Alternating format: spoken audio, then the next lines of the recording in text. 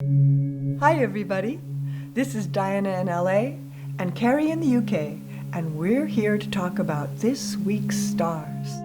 Welcome to our weekly reading where we explore all things astrological. From our two different points of view in two different locations in the world, we bring to you a unique astrological perspective on what is happening right now across the globe. So here we go. Hallelujah! The energy is changing, and boy, do we have good news finally. More and more, the planets are changing, and we're starting to see some relief in the air. It doesn't change anything about Uranus square Saturn still, and those fixed signs, Aquarius and Taurus. That's still happening. But meanwhile, other things are starting to happen too. It really feels like spring out there. We have this beautiful stellium with Venus, the Sun, and Neptune conjunct. And at the end of the week, Saturday, we have a new moon in Pisces. And so the moon will join that stellium. It's going to be something. For me, I've been dreaming a lot lately. All kinds of very vivid dreams, very much remembering my dreams and using my dreams that influence my whole day. That's Neptune that does that. Conjunct the Sun, conjunct Venus. So there's messages, right? There's messages coming up. And the one thing I'll just start with is with Saturn squaring Uranus still, that aspect now not being T-squared or opposed or bombarded by stellium so much anymore, in some ways can even be stronger just sitting there by itself. So the experiences of these fundamental changes in our society and in our lives are absolutely still happening. But there's hope in the air, and there's creativity to it, and we're starting to see unique ways of looking at the conditions that we're in with new solutions and new ways of solving the problems of the COVID, how to get the vaccinations out, opening up cities. The United States is opening up a lot recently since the vaccinations. So for better or for worse, here we go. And so Cary, how's it looking on your side of the world? Hi everyone, hope you're all well. It's actually looking very nice at the moment. The aspects are looking very favourable. There's some lovely aspects with Saturn and Mars coming up this week, where Mars starts to trine Saturn, and you've got the stellium in Pisces of the Sun, Neptune and Venus coming together. So this week's going to have a very nice feel to it. So a lot less doom and gloom from this part of the world, and a lot of positive energy coming along to everybody. The stellium in Aquarius, if you took the Uranus square out of it, between Jupiter, Mercury and Saturn, that conjunction is a fabulous conjunction. And look out for news on the scientific front over the next few weeks, because that is the type of subject that will be raised when you get this type of conjunction. Right, with Saturn, Jupiter, and Mercury all in Aquarius. That is about new discoveries in science. The moon is going to conjunct it too this week. Later around Tuesday, Wednesday, the moon's going to conjunct through that stellium. So we have two big stelliums, one in Aquarius and one in Pisces. The Aquarius stellium is Saturn, Jupiter, and Mercury, and the moon later in the middle of the week.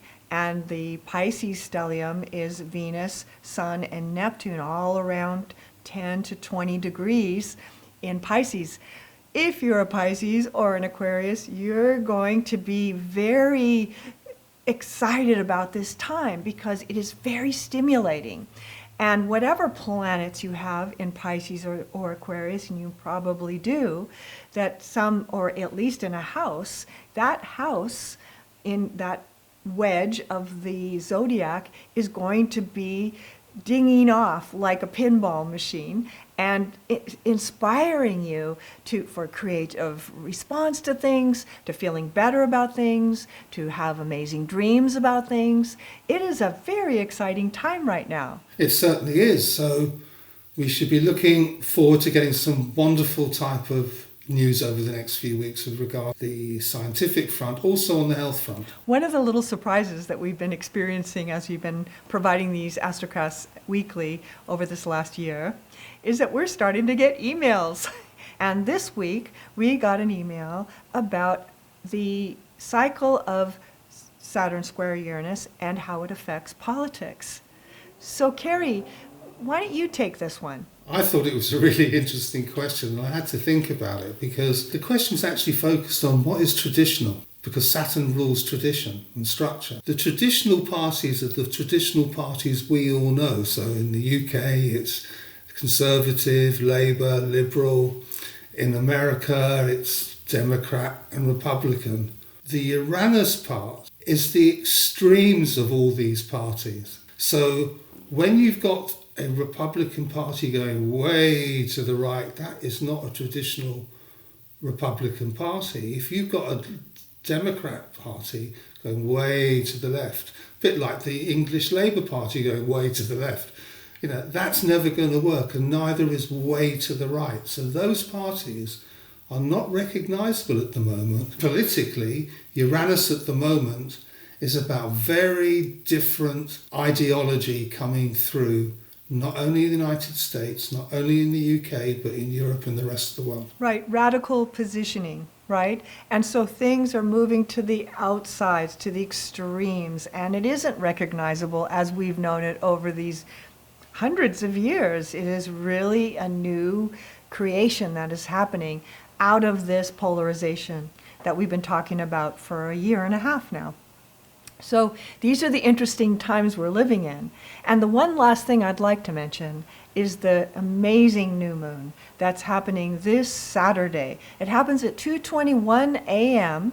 on Saturday morning, so Friday night, basically.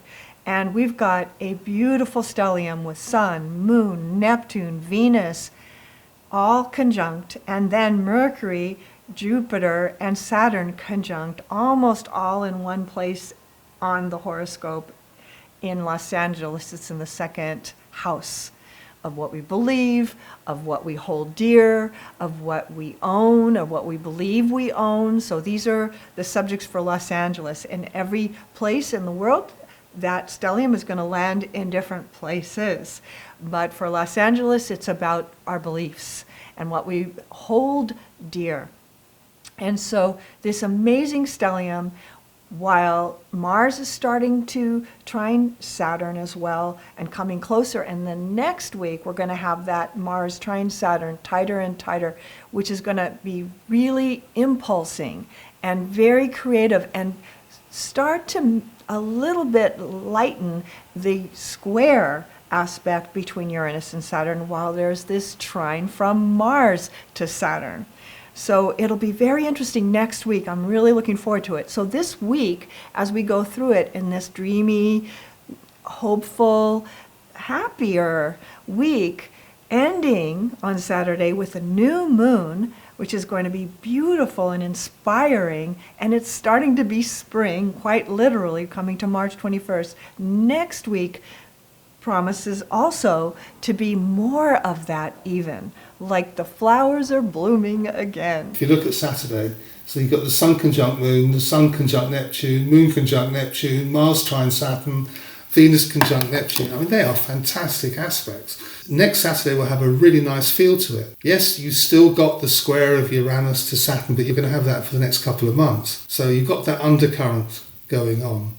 But actually, people will notice a shift as we come to the 21st of March. Right, and what a good time to start new projects, right? Clean out your closet, write a book, right? This is a very creative time, and that Saturn square Uranus actually will create a foundation, too, for you to look at your own work, whatever you're trying to do. If you're building a house, or you're building a book, or you're building a family, whatever it is that you're constructing in your life, this time is very energizing towards that. And I think you'll find yourself quite inspired in these next weeks as you start to reapproach everything, going out into the world again, starting to produce again, work again, right? This is a very important time. So we wish you a wonderful week. Things are getting better, and it's so nice to be able to deliver this news finally. So have a wonderful week, everybody, and we'll see you next week. If you are enjoying these broadcasts, we hope that you will share, subscribe, and like, and we always love to hear your comments. See you next time. Take care, everyone, and stay safe. Have a lovely week.